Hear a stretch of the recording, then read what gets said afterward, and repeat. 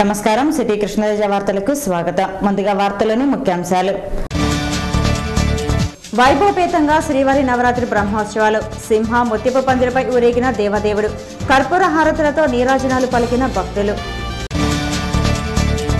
రాజధాని అమరావతిలో 5 ఎకరాల్లో శ్రీవారి ఆలయాన్ని నిర్మిస్తాం. ప్రజల్లో భక్తి భావాన్ని పెంపొందించేందుకు ప్రత్యేక కార్యక్రమాలు చేపడతాం. టీటీడీ పాలక మండలి అధ్యక్షులు డాక్టర్ చదలవాడ కృష్ణమూర్తి వెల్లడి. కరువు బారి నుండి ప్రజలను ఆదుకుంటాం. రైతన్నలకు అండగా నిలుస్తాం. పాడి వ్యవసాయంలో పురోభివృద్ధి సాధిస్తాం. జిల్లా అదనపు పరిపాలనాధికారి వెంకట సుబ్బారెడ్డి. రాజధాని నిర్మాణంలో ప్రజలందరూ భాగస్వామ్యం కావాలి. రాష్ట్ర అభివృద్ధికి అండగా నిలవాలి. మన మట్టి మన నీరు కార్యక్రమంలో టీడీపీ వైద్య ఆరోగ్య విభాగం జిల్లా అధ్యక్షురాలు డాక్టర్ రాళ్లపల్లి సుధారాణి పిలుపు. టీటీడీ శ్రవణం ఓ గొప్ప సంకల్పం. ప్రాజెక్టులోని సమస్యలను పరిష్కరించాలి. సేవలను మరింత విస్తృతం చేయాలి. ధార్మిక సేవలపై సిటీ కృష్ణతేజ ప్రత్యేక కథనం. నవ్యాంధ్ర నూతన రాజధాని అమరావతిలో 5 ఎకరాల స్థలంలో కొత్తగా శ్రీ వెంకటేశ్వర స్వామి ఆలయాన్ని నిర్మించనున్నామని TTD chairman doctor Chadalavada Krishnamurthy పేర్కొన్నారు. ఆలయ నిర్మాణ ప్రతిపాదనలు, పలు అభివృద్ధి పనులు, అలాగే మరికొన్ని సంస్కరణల గురించి చదలవాడ కృష్ణమూర్తి సీఎం చంద్రబాబుకు తెలిపారు. మంగళగిరి అనంతవరంలోని వెంకటేశ్వర ఆలయాన్ని టీటీడీ నిబంధనల ప్రకారం మంత్రి సమక్షంలో విలీన ప్రక్రియ జరిగింది. టీటీడీ చైర్మన్ ఆలయానికి చేరుకోగానే ఆలయ అధికారులు, అర్చకులు వేద మంత్రోచ్చరణల నడుమ పూర్ణకుంభంతో స్వాగతం పలికారు. అలాగే ఆగమోక్తంగా శ్రీవారి ఆలయంలో ఉత్సవమూర్తులకు స్నపన తిరుమంజన కార్యక్రమాన్ని ఆలయ అర్చకులు నిర్వహించారు. అనంతరం టీటీడీ నిబంధనల ప్రకారం ఆలయ విలీన కార్యక్రమాన్ని నిర్వహించారు.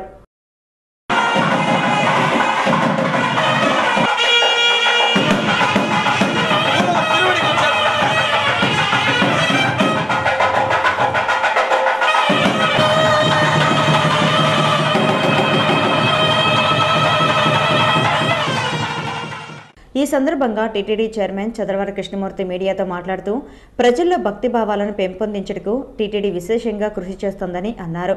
అలాగే అనంతవరంలోని వెంకటేశ్వరాలయ అభివృద్ధికి టీటీడీ చర్యలు చేపడుతోందని అన్నారు. తిరుమల తరహాలోనే శ్రీవారి ఆలయంలో నిత్య పూజా కైంకర్యాలను నిర్వహిస్తున్నట్లు చదలవాడ కృష్ణమూర్తి పేర్కొన్నారు. అనంతరం విజయవాడలోని రాష్ట్ర ముఖ్యమంత్రి చంద్రబాబు నాయుడిని టీటీడీ చైర్మన్ కలిసి అమరావతిలో శ్రీవారి ఆలయ నిర్మాణ పనులు వివరించారు. అలాగే టీటీడీ చేపట్టే అభివృద్ధి పనులు, సంస్కరణలను సైతం తెలిపారు. అలాగే తిరుగు ప్రయాణంలో ఒంగోలు, నెల్లూరు ప్రాంతాల్లోని శ్రీవారి కళ్యాణ మండపాలను తనిఖీ చేశారు. సంపదకి కొరవ లేకుండా ముందుకెళ్తున్నటువంటి తిరుమల తిరుపతి దేవస్థానం భక్తులు ఇస్తున్నటువంటి కానుకలతో ఎన్నో కార్యక్రమాలను చేయాలన్నటువంటి ఆలోచనతో ముందుకెళ్తున్నటువంటి తిరుమల తిరుపతి దేవస్థానానికి భక్తులంతా అండగా ఉండమని, ఆశీర్వదించమని, చేసే కార్యక్రమాలు భక్తుల కోసం చేస్తున్నటువంటి కార్యక్రమాలుగా భావించమని కూడా హృదయపూర్వకంగా నేను ప్రతి భక్తుడిని హృదయపూర్వకంగా ప్రార్థిస్తున్నా. ఒక చాలా మంచి కార్యక్రమం.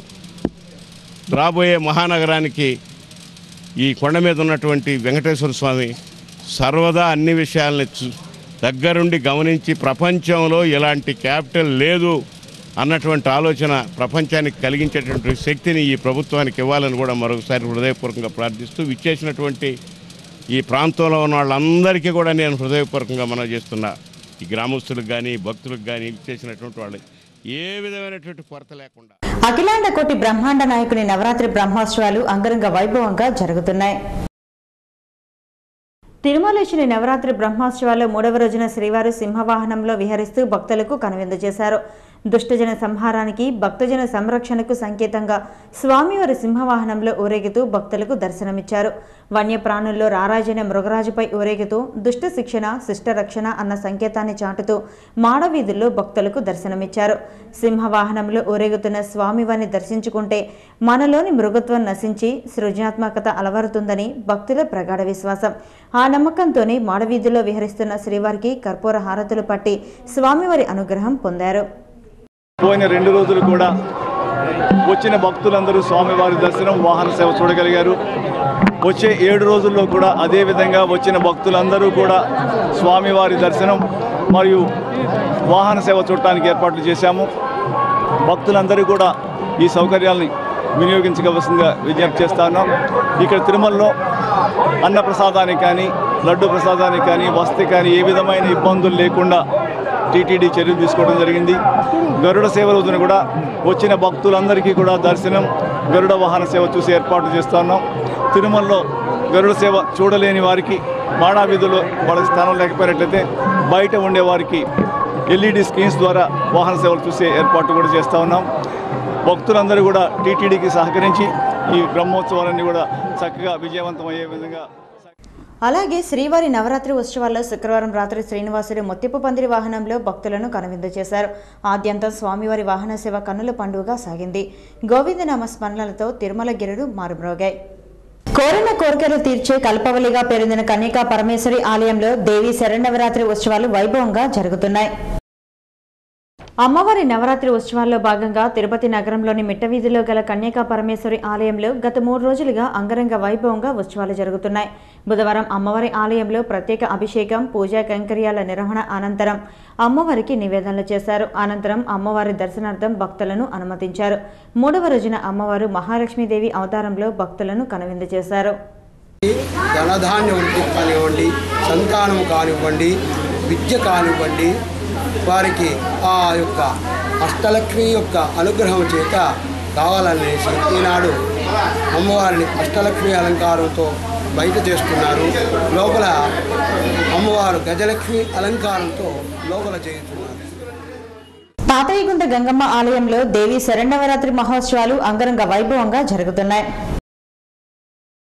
దేవి శరన్నవరాత్రి ఉత్సవాల్లో భాగంగా శుక్రవారం ఉత్సవమూర్తికి సుందరంగా అలంకరించి ప్రత్యేక పూజా కార్యక్రమాలను నిర్వహించారు. సహస్రనామార్చన, దేవీ హోమం కార్యక్రమాలను నిర్వహించారు. నవరాత్రి ఉత్సవాల్లో భాగంగా అమ్మవారు శ్రీ మహాలక్ష్మీదేవి అవతారంలో భక్తులకు దర్శనమిచ్చారు. అలాగే నవ్యాంధ్ర రాజధాని నిర్మాణంలో భాగంగా గంగమ్మ ఆలయం నుంచి మామట్టి, మా నీరు సేకరించి ప్రత్యేక పూజలు నిర్వహించి విజయవాడకు పంపారు. 2015 శరన్నవరాత్రి జరుగుతున్నది. అమ్మవారు ప్రతిరోజు వివిధ అలంకారాలతో ఆ భక్తులకు అభయమిస్తుంది. కావున భక్తులందరూ అమ్మవారి పాత్రగా. శ్రీకాళహస్తి పట్టణ బీజేపీ మైనార్టీ యువమోర్చా అధ్యక్షులుగా షేక్ ఆరిఫ్ను నియమించారు. శ్రీకాళహస్తి బీజేపీ కార్యాలయంలో కోలా ఆనంద్ ఆధ్వర్యంలో పార్టీ సమావేశం జరిగింది. పట్టణ యువమోర్చా మైనార్టీ శాఖ అధ్యక్షుడిగా షేక్ ఆరిఫ్ను నియమిస్తూ ఉత్తర్వులను కోలా ఆనంద్ అందించారు. ఈ సందర్భంగా కోలా ఆనంద్ మాట్లాడుతూ నరేంద్ర మోడీ నాయకత్వంలో కులమతాలకు అతీతంగా బీజేపీని దేశ ప్రజలు ఆదరిస్తున్నారని, శ్రీకాళహస్తిలో బీజేపీ బలోపేతంకు మైనార్టీ సోదరులు ముందుకు వస్తున్నారని అన్నారు. ఈ కార్యక్రమంలో పట్టణ అధ్యక్షులు సుకుమార్, మైనార్టీ విభాగం అధ్యక్షులు రసూల్, పార్టీ నాయకులు మనోహర్ రెడ్డి, గరికపాటి రమేష్, కౌన్సిలర్ లత, పలువురు మైనార్టీ నాయకులు పాల్గొన్నారు. మన రషీదు వారి మిత్ర బృందం, అదేవిధంగా ఇప్పుడు ముస్లిం మైనార్టీ సంబంధించి ఆరిఫ్ వారి మిత్రులందరూ కూడా ఈరోజు భారతీయ జనతా వడమాలపేట జాతీయ రహదారి మరమ్మతు పనులు పూర్తి చేసి రాకపోకలకు ఇబ్బంది లేకుండా చూడాలని స్థానికులు కోరుతున్నారు. తిరుపతి చెన్నై జాతీయ రహదారి అత్యంత సుందరంగా తయారైంది. అయితే రేణిగుంట మండలం సమీపం నుంచి వడమాలపేట మండలం మధ్య గల 4 కిలోమీటర్ల దూరం వరకు ఈ జాతీయ రహదారి గుంతలమయంగా తయారైంది. దీంతో ఈ మార్గంలో వెళ్లే వాహనదారులు తీవ్ర ఇబ్బందులు పడుతున్నారు. ఈ రహదారి అధ్వాన్నంగా తయారై ఉండటంతో వాహన రాకపోకలకు అంతరాయం ఏర్పడుతోంది. ప్రధానమైన ఈ జాతీయ రహదారిని వెంటనే అభివృద్ధి పరచాలని స్థానికులు కోరుతున్నారు. శ్రీకాళహస్తి ఆర్టీసీ కార్మికులు జేఏసీ ఆధ్వర్యంలో 2వ రోజు ఆందోళనకు దిగి డిపో మేనేజర్ కార్యాలయం ముందు ధర్నా చేశారు. Srikalahasti RTC depot manager Balaji వేధింపులు, మొండి వైఖరిని నిరసిస్తూ జేఏసీ ఆధ్వర్యంలో కార్మికులు ధర్నా చేశారు. డీఎం డౌన్ డౌన్, నేటి ధర్నా రేపటి సమ్మె అంటూ డీఎం మొండి వైఖరిని విడనాడాలి అని నినాదాలు చేశారు. వర్క్ టు రూల్ విధానంలో కార్మికులు విధులు బహిష్కరించారు. ఈ సందర్భంగా జేఏసీ నాయకుడు నాగరాజు మాట్లాడుతూ డిపో మేనేజర్ మొండి వైఖరి విడనాడాలని, కార్మికులను వేధించడం మానుకోవాలని డిమాండ్ చేశారు.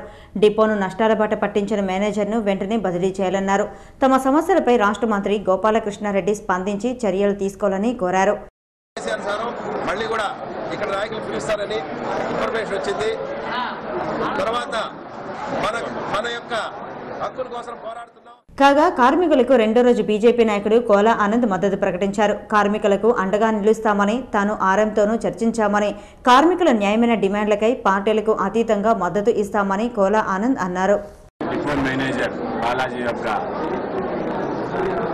సాడిజానికి నిరసనగా 3 రోజులు వీళ్ళు తలపెట్టినటువంటి తిరుపతిలోని శ్రీ లక్ష్మీ గణపతి స్వామి ఆలయంలో మహాకుంభాభిషేక మహోత్సవాన్ని అత్యంత వైభవంగా నిర్వహించారు.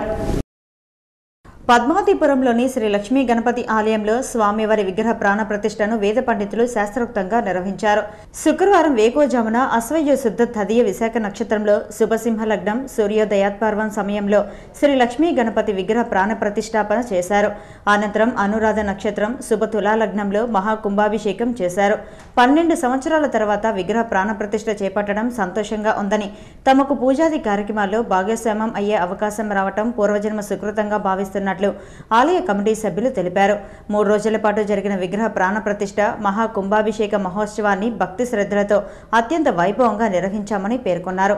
భక్తులకు ఎలాంటి ఇబ్బందులు కలగకుండా ప్రత్యేక ఏర్పాట్లను చేసినట్లు చెప్పారు. ఈరోజు విగ్రహ ప్రతిష్ఠ గావించి మహాకుంభాభిషేకాన్ని గ్రామస్తులందరూ చేత జరిపించినారు. చాలా వినాయకుడు చూడడానికి కూడా చాలా చక్కగా ఉన్నారు. మాత్రమే ఉన్నవి. ఆంధ్రప్రదేశ్లో ఇదే మొట్టమొదటి శ్రీ లక్ష్మీ గణపతి దేవాలయం. తిరుమల తిరుపతి దేవస్థానం ప్రపంచంలోనే అతిపెద్ద హిందూ ధార్మిక సంస్థ. టీటీడీ చేపట్టే కార్యక్రమాలు ప్రజాహితంగా ప్రజాబోధ యోగంగా ఉండడమే కాకుండా నభూతో నా భవిష్యత్తులా ఉంటాయి. సంస్థ ప్రయోజనాల కన్నా ప్రజలకు అందుతున్న సేవలకే టీటీడీ ఎక్కువ ప్రాధాన్యత కల్పిస్తోంది. అందులో భాగంగానే 2006లో శ్రవణం ప్రాజెక్టు పురుడు పోసుకుంది. దేవదేవుని నిధులతో మూగబదిర విద్యార్థుల కోసం ఆవిర్భవించిన శ్రవణం స్థితిగతులపై సిటీ కృష్ణతేజ ప్రత్యేక కథనం మీకోసం.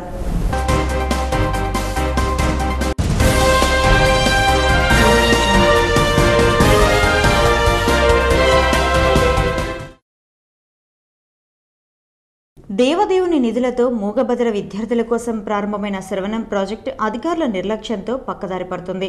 అందులో పనిచేస్తున్న ఉద్యోగులకు సకాలంలో జీతాలు అందటం లేదు. వేల కోట్ల రూపాయల ఆదాయం ఉన్న దేవదేవుడికి 64 మంది ఉద్యోగులు బరువుగా మారారు. శ్రవణం అంటే వినడమే. దేవదేవుని నిధులతో జరిగే అనేక కార్యక్రమాలలో శ్రవణం ప్రాజెక్టు ఒకటి. ఇందులో అప్పుడే పుట్టిన చిన్నారి నుంచి 10 సంవత్సరాల లోపు చిన్నారులు, మాటలు రాక ఇబ్బంది పడుతున్న చిన్నారులకు ఇది సంజీవిని లాంటిది. 2006లో టీటీడీ దీన్ని తిరుపతిలోని ఓల్డ్ మెటర్నిటీ బిల్డింగ్లో ప్రారంభించారు. 64 మంది సిబ్బందిని ఇందుకు ఏర్పాటు చేశారు. ఇందులో ప్రతి 4 చిన్నారులకు ఓ బోధకుడిని ఏర్పాటు చేశారు. మిగిలిన వారు ఆయాలు, ఆఫీస్ సిబ్బంది. ప్రస్తుతం 180 మంది చిన్నారులు ఇక్కడ శిక్షణ పొందుతున్నారు. మాటలు రాని చిన్నారులకు మాటలు అర్థం చేసుకోవడం దగ్గర నుంచి వారికి మాట్లాడడం, తర్వాత చదవటం, రాయటం నేర్పిస్తున్నారు. దీంతో పాటు భాష మీద పట్టు సాధించే విధంగా చేస్తున్నారు. ఇక్కడ రాయలసీమ జిల్లాలతో పాటు రాష్ట్రంలోని అన్ని ప్రాంతాల వారు వచ్చి తమ పిల్లలకు శిక్షణ తీసుకుంటున్నారు. టీటీడీ ఇక్కడికి వచ్చే చిన్నారులతో పాటు వారి సంరక్షకులకి ఉచితంగా వసతి, భోజన సౌకర్యం ఏర్పాటు చేస్తుంది. స్థానికంగా ఉన్నవారు కూడా ఇక్కడ తమ పిల్లలకు శిక్షణ ఇప్పిస్తున్నారు. దీంతో పాటు పిల్లలకు అవసరమైన హియరింగ్ హెడ్సెట్ లాంటి పరికరాలు కూడా ఉచితంగా ఇస్తున్నారు. 8 సంవత్సరాల కాలంలో చాలామంది పిల్లలు మాటలు నేర్చుకొని కొంతమంది రెగ్యులర్ పాఠశాలలో చదువుతుండగా మరికొంతమంది బదిర పాఠశాలలో విద్యను అభ్యసిస్తున్నారు.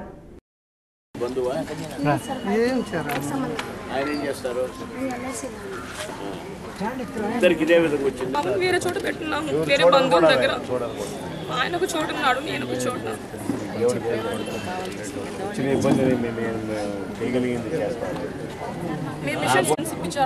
అన్నీ ఇప్పిస్తాను. నేను 4 రోజులు అడిగాను డాక్టర్ గారు. 4 రోజుల లోపల మళ్ళీ నేను కొనుక్కొని మీకు అందరికి ఇబ్బంది లేకుండా చూస్తాను. మీకే ఇబ్బంది డబ్బుకి డేస్ కాలంలో కూడా పెట్టమని చెప్పారు. భోజనం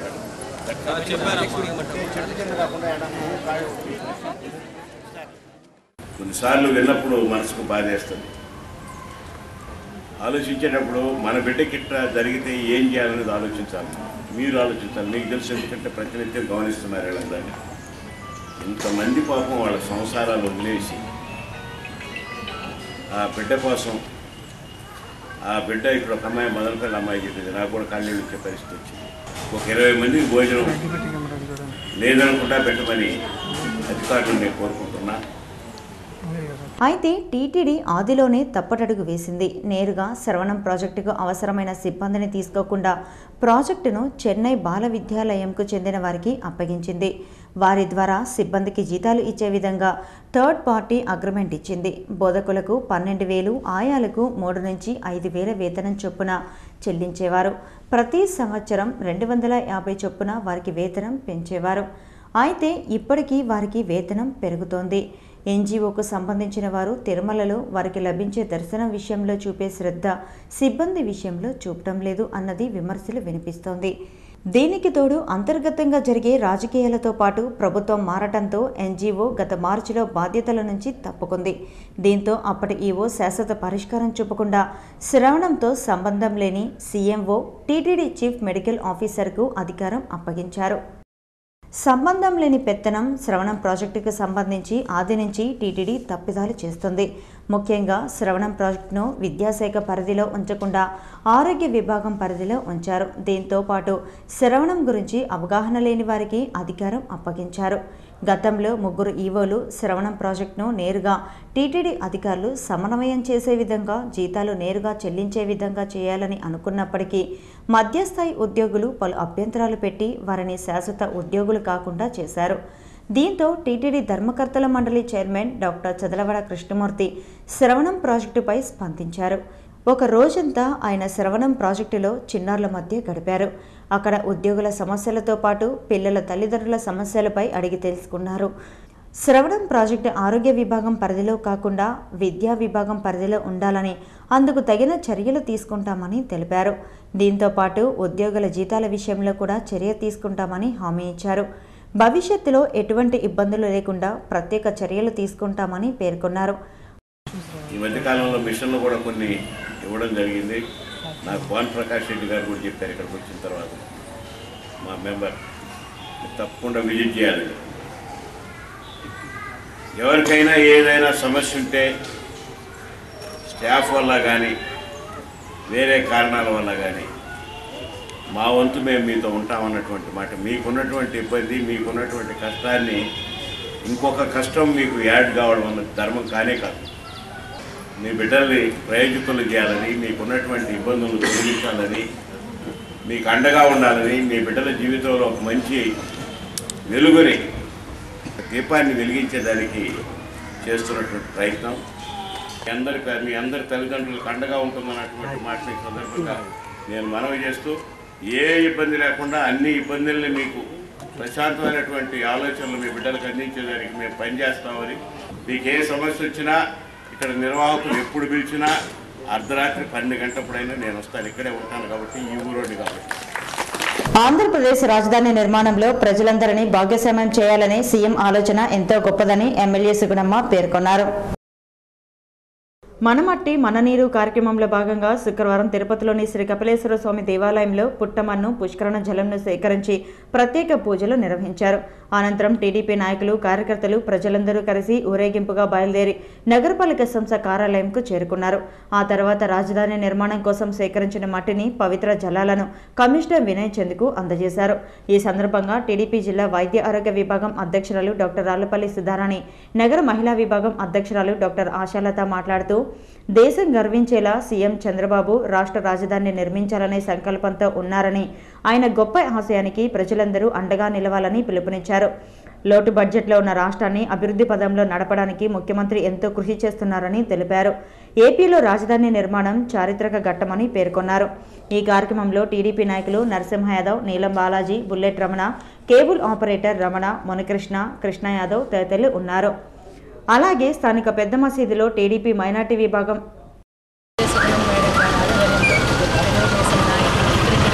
ప్రజలందరూ కూడా వాళ్ళ వంతుగా అవశేషాంధ్రగా అనాథులుగా మనల్ని మిగిల్చిపోయిన తరుణంలో మనందరికీ ఒక పెద్ద దిక్కై తిరిగి పునర్మిస్తున్న మన రాష్ట్రానికి అందరూ కూడా కదా వాళ్ళ ద్వారా ఒక మట్టి, నీరు పంపిస్తున్నారు. అందరి ఆశీస్సులతో పాటు ఆ వెంకటేశ్వర స్వామి ఆశీస్సులు ముఖ్యమంత్రి గారికి మన రాజధాని మీద ఉండాలని, అమరావతి భాగ్యనగరాన్ని మనందరికీ కూడా దూరమై మిగిల్చిన గాయానది మాంచి అఖిలాంధ్ర ఆంధ్రులందరూ కూడా వాళ్ళ బిడ్డల భవిష్యత్తుకు మార్గదర్శకం ఉండాలి. కాబట్టి ప్రతి ఒక్కరూ కూడా ఇందులో సభ్యుతే మన రాజధాని మనమే నిర్మాణించుకున్నామంటే అది చాలా గొప్ప విషయం. ఎంతో బృహత్కరమైన కార్యం ఇది. సామాన్య మానవుల వల్ల అయ్యే పని కాదు. హైలీ ఇంటలెక్చువల్ పర్సన్ అయిన మన సీఎం గారు ఎంతో ఇంటెలిజెన్స్తో ఇంత బృహత్కర కార్యాన్ని ఇంత నిర్విఘ్నంగా, ఇంత బ్రహ్మాండంగా సాధించడం అనేది అలాగే స్థానిక పెద్ద మసీదులో టీడీపీ మైనార్టీ విభాగం ఆధ్వర్యంలో మన మట్టి మన నీరు కార్యక్రమాన్ని నిర్వహించారు.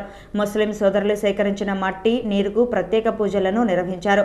పవిత్ర ప్రార్థన తర్వాత మట్టిని నీటిని ఎమ్మెల్యేకు అందజేశారు. ఈ సందర్భంగా మైనార్టీ నాయకులు మాట్లాడుతూ కులాలకు మతాలకు అతీతంగా రాజధాని నిర్మాణంలో ప్రజలందరినీ భాగస్వామ్యం చేసే కార్యక్రమాన్ని రాష్ట్ర ప్రభుత్వం చేపట్టడం అభినందనీయమన్నారు.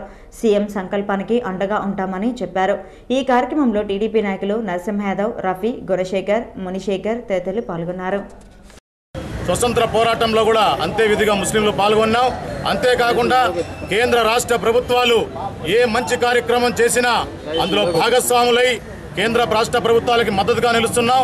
అదేవిధంగా కేంద్ర రాష్ట్ర ప్రభుత్వాలు మా ముస్లింల మేలు కూడా కోరుకోవాలని చెప్పి ఈ సందర్భంగా తెలియజేసుకుంటున్నాం. వ్యవసాయ పశుసంవర్ధక శాఖ ద్వారా అందించే సబ్సిడీ ప్రభుత్వ పథకాలను జిల్లా ప్రజలు సద్వినియోగం చేసుకోవాలని అదనపు జాయింట్ కలెక్టర్ వెంకట సుబ్బారెడ్డి పిలుపునిచ్చారు. జిల్లా కేంద్రంలోని పశుసంవర్ధక శాఖ కార్యాలయంలో ఏర్పాటు చేసిన విలేకరుల సమావేశంలో ఆయన మాట్లాడుతూ కరువు బారి నుండి జిల్లా ప్రజలను ఆదుకొని అభివృద్ధి దిశగా పరుగులెత్తేందుకు వ్యవసాయ పశుసంవర్ధక శాఖలు సంయుక్తంగా అనేక ప్రభుత్వ సంక్షేమ పథకాలను ప్రవేశపెట్టిందన్నారు. పాడి పరిశ్రమతోనే అభివృద్ధి సుసాధ్యమన్నారు. జిల్లాలో వ్యవసాయ ఆధారిత పంటలతో పాటు 6 తడి పంటలైన జొన్న, సజ్జ, ఉలవ, రాగి తదితర పంటలను సాగు చేసి రైతులు వృద్ధి చెందాలన్నారు. జిల్లాలో భూగర్భ జలాలు అడుగంటిన నేపథ్యంలో 6 తడి పంటలపై అన్నదాతలు ఎక్కువ మక్కువ చూపాలని సూచించారు. ప్రభుత్వం అందించే సబ్సిడీ పథకాలను రైతులు సద్వినియోగం చేసుకోవాలని పిలుపునిచ్చారు. ఈ విలేకరుల సమావేశంలో పశుసంవర్ధక శాఖ జేడీ శ్రీనివాసరావు, వ్యవసాయ శాఖ జేడీ నిర్మల్ నిత్యానందం తదితరులు పాల్గొన్నారు. అయితే ప్రస్తుతం 22 నుంచి 24 లక్షల లీటర్లు పాలు ఉత్పత్తి మన జిల్లాలో జరుగుతుంది. రాబోయే 5 సంవత్సరాల్లో అనేక రకాల కార్యక్రమాలు తీసుకొని 38 నుంచి 40 లక్షల లీటర్ల ఉత్పత్తిని చేయాలనేది ఒక లక్ష్యంగా నిర్ణయించుకొని ఆ లక్ష్య సాధనకు కూడా మీకు కూడా ఇవ్వడం జరిగింది. ఒక మిల్క్ ప్రొడక్షన్ ఇంప్రూవ్మెంట్ ప్లాన్ అనేది కూడా మీకు ఇచ్చాము. అది ఒక పద్ధతి ప్రకారం సూత్రప్రాయంగా ఒక ప్రణాళికాబద్ధంగా మనం ఇట్లా చేసుకుంటా పోతే ఈ పాల ఉత్పత్తి పెంపుదల చేయొచ్చు అనేది తిరుపతి నగరాన్ని సుందర నగరంగా తీర్చిదిద్దడానికి ప్రజలందరూ సహకరించాలని నగరపాలక సంస్థ కమిషనర్ వినయ్ చంద్ పిలుపునిచ్చారు. శుక్రవారం తిరుపతిలో స్మార్ట్ సిటీపై డాక్టర్స్ అసోసియేషన్ ఆధ్వర్యంలో నగరపాలక సంస్థ కమిషనర్ వినయ్ చంద్, ఎంపీ వరప్రసాద్ వైద్యులతో సమావేశం నిర్వహించారు. తిరుపతిని స్మార్ట్ సిటీగా రూపొందించడానికి చేపట్టాల్సిన చర్యలను గురించి అడిగి తెలుసుకున్నారు. స్మార్ట్ సిటీ నిర్మాణంలో వైద్యుల పాత్ర గురించి చర్చించారు. నగరపాలక సంస్థ చేపట్టే కార్యక్రమాల్లో ప్రజలు భాగస్వామ్యం కావాలని కమిషనర్ కోరారు. ఈ సమావేశంలో వైద్యులు doctor Rallapalli Sudharani, doctor Ashalatha, doctor Venkateswarlu, Koduru Balasubrahmanyam, Pasupureddy Hariprasad తదితరులు ఉన్నారు. మన ఊరు మనమట్టి కార్యక్రమంను బంగారుపాలెం మండలంలో ఘనంగా నిర్వహించారు. మండల అధ్యక్షుడు జయప్రకాష్ ఆధ్వర్యంలో ప్రభుత్వ ఉన్నత పాఠశాలలో తొలుత హిందూ, ముస్లిం, క్రైస్తవులు పూజలు, ప్రార్థనలు చేశారు. విద్యార్థులు వివిధ వేషధారణలతో ఆకట్టుకున్నారు. భారీ ర్యాలీ నడుమ ఊరేగింపుతో పురవీధుల్లో మట్టిని తీసుకెళ్లారు. మన ఊరు మనమట్టి కార్యక్రమం సీఎం ఘనంగా నిర్వహిస్తున్నారని, ప్రజలందరూ స్వచ్ఛందంగా సహకారం అందిస్తున్నట్లు తెలియజేశారు. ఈ కార్యక్రమంలో మాజీ ఎమ్మెల్యే లలిత కుమారి, ఎంపీపీ సుచిత్ర, జడ్పీటీసీ కళావతి అధికారులు పాల్గొన్నారు.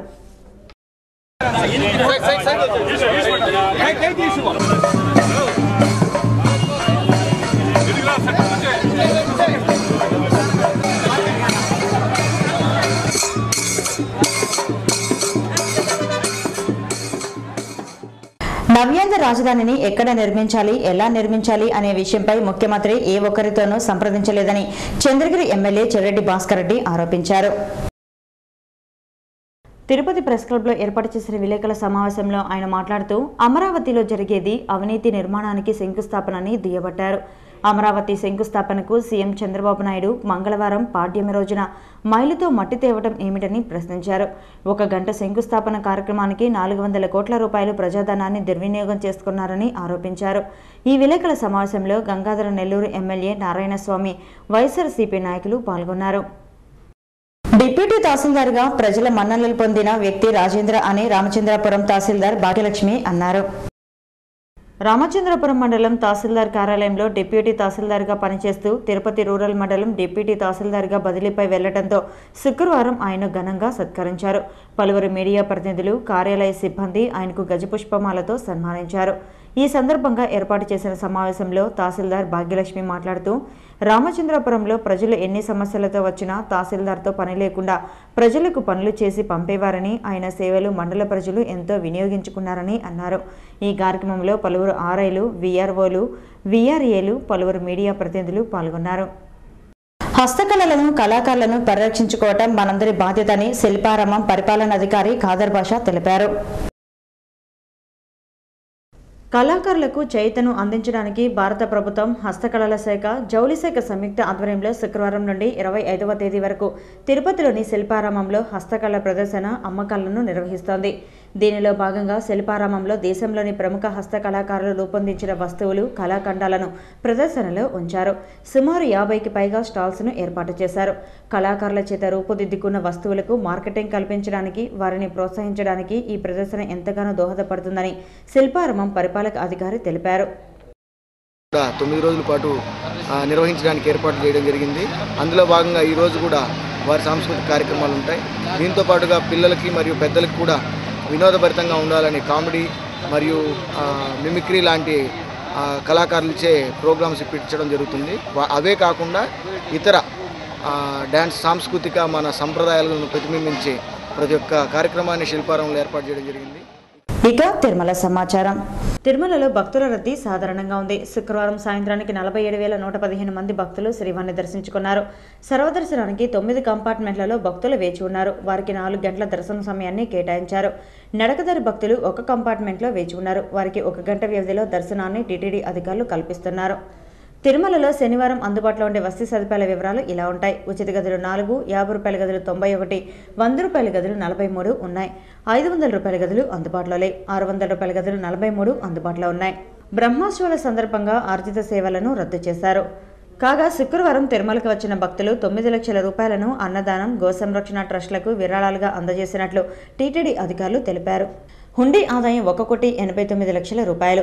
పోస్టాఫీస్ ద్వారా భక్తులకు విక్రయించే ప్రత్యేక ప్రవేశ దర్శనం టికెట్ల వివరాలు. శనివారం ఉదయం 10 గంటల నుంచి మధ్యాహ్నం 1 గంట వరకు అందుబాటులో ఉండే టికెట్లు.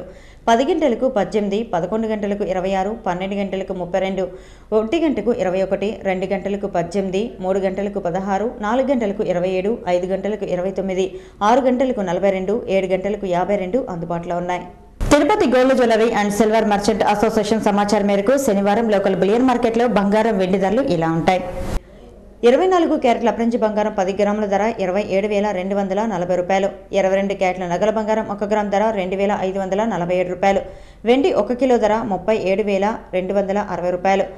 రీటైల్ వెండి 1 గ్రామ్ ధర 40 రూపాయలుగా ఉంటుంది.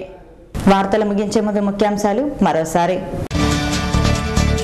వైభవపేతంగా శ్రీవారి నవరాత్రి బ్రహ్మోత్సవాలు. సింహ, ముత్యపు పందిరిపై ఊరేగిన దేవదేవుడు. కర్పూర హారతులతో నీరాజనాలు పలికిన భక్తులు. రాజధాని అమరావతిలో 5 ఎకరాల్లో శ్రీవారి ఆలయాన్ని నిర్మిస్తాం. ప్రజల్లో భక్తి భావాన్ని పెంపొందించేందుకు ప్రత్యేక కార్యక్రమాలు చేపడతాం. టీటీడీ పాలక మండలి అధ్యక్షులు డాక్టర్ చదలవాడ కృష్ణమూర్తి వెల్లడి. కరువు బారి నుండి ప్రజలను ఆదుకుంటాం. రైతన్నలకు అండగా నిలుస్తాం. పాడి వ్యవసాయంలో పురోభివృద్ధి సాధిస్తాం. జిల్లా అదనపు పరిపాలనాధికారి వెంకట సుబ్బారెడ్డి. రాజధాని నిర్మాణంలో ప్రజలందరూ భాగస్వామ్యం కావాలి. రాష్ట్ర అభివృద్ధికి అండగా నిలవాలి. మన మట్టి మన నీరు కార్యక్రమంలో టీడీపీ వైద్య ఆరోగ్య విభాగం జిల్లా అధ్యక్షురాలు డాక్టర్ రాళ్లపల్లి సుధారాణి పిలుపు. టీటీడీ శ్రవణం ఓ గొప్ప సంకల్పం. ప్రాజెక్టులోని సమస్యలను పరిష్కరించాలి. సేవలను మరింత విస్తృతం చేయాలి. ధార్మిక సేవలపై సిటీ కృష్ణతేజ ప్రత్యేక కథనం. ఈ వార్తలు ఇంతటితో సమాప్తం. నమస్కారం.